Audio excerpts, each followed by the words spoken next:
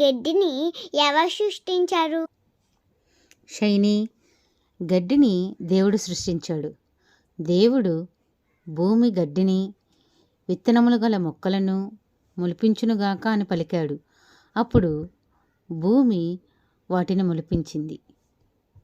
అమ్మా, భూమి పైన గడ్డి చాలా ఉంది కదా, అలాగే మొక్కలు కూడా చాలా ఉన్నాయి. అవన్నీ దేవుడు ఎన్ని రోజుల్లో చేశాడు? షాను, దేవుడు నోటి మాటతో పలకగానే అవన్నీ వచ్చాయి. ఒక రోజులోనే అవన్నీ సృష్టించబడ్డాయి. అదే సృష్టిలో 3వ రోజు. అమ్మా, ఒక్క రోజులో భూమి అంతా గడ్డి మొక్కలు ఎవ్వరు చేయలేరు.